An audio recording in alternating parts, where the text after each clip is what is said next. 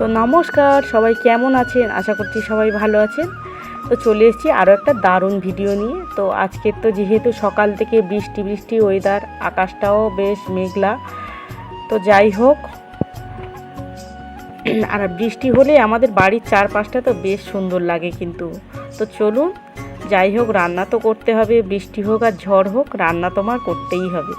তো তড়িঘড়ি চলে এলাম সবজিগুলো কাটতে। তো এখানে ফ্রিজের ভিতরে উচ্ছেগুলো নষ্ট হয়ে যাচ্ছিল, কিছু বাদ দিয়ে ফেলে দিয়েছি যেগুলো নষ্ট হয়ে যাচ্ছে। তো ভালো উচ্ছেগুলো কেটে নিয়ে একটু কাঁঠালের বিচি দিয়ে, চিতি কাঁকড়া আগের দিন নিয়েছিলাম, সেটাকে দিয়ে তরকারি করব। আর কথা বলতে বলতে আমি কিন্তু উনুন ধারে রান্না করছি, বাইরে ভাত বসিয়ে দিয়েছি, এবারে তরকারিগুলো করব। এতটাই ঘাম হচ্ছে, আর রান্নাঘরটা তো খুব নিচু আর ছোট রান্নাঘর, উনুনও জ্বলছে, জ্বালান আছে, তো প্রচণ্ড গরম হচ্ছে জানেন। তো উচ্ছে চচ্চড়িটা তো হয়েই গেছে, আর উনুনের চারিদিকটা দেখেছেন কেমন ভিজে গেছে বৃষ্টিতে। মানে রান্নাঘরটা খুব একটা ভালো নয় জানেন।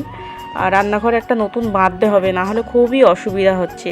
পাকার রান্নাঘর করা হবে, তো এটা আমাদের নতুন বাড়ি জানেন। তো তাই মানে রান্নাঘরটা আমাদের সেভাবে করা হয়নি, ওই গ্যাসেতেই হতো। তারপরে এতগুলো লোকের রান্না গ্যাসেতে তো দেরিও হয়, সময় লাগে। তো উনুনে হলে চটজলদি হয়েও যায়, আর তরকারিপত্র কিন্তু খুব সুন্দর টেস্টও হয়। তো কথা বলতে বলতে ওদিকে রান্না বসিয়ে দিয়ে চলে এসেছি বাইরেটা আপনাদের সঙ্গে একটু শেয়ার করতে। এতটা সুন্দর লাগছে, আকাশটা পুরো মেঘেতে ছেয়ে গেছে, কালো অন্ধকার হয়ে গেছে মেঘটা। আর পুরো আমাদের তো এই মাঠের ধারে একদম বাড়ি, তো এতটা সুন্দর লাগে। মানে এই যে মেঘলা ওয়েদার আর বৃষ্টি হলে, তারপরে তো রান্না করতে করতে ঝমঝমিয়ে বৃষ্টি শুরু হয়ে গেছে।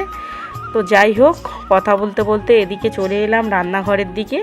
রান্নাঘরে এসে দেখছি চিংড়ি মাছগুলো ভাজা হয়ে গেছে, তারপরে ঝিঙে আলু চিংড়ি মাছ দিয়ে তরকারি করে ফেললাম। তো নামিয়েও নিয়েছি, এখানে চিংড়ি মাছের তরকারি হয়েছে, এখানে হয়েছে মাছের ঝাল। তো কেমন লাগলো আজকের ভিডিওটা প্লিজ কমেন্টে জানাবেন। সবাই ভালো থাকবেন, দেখা হচ্ছে নেক্সট ভিডিওতে।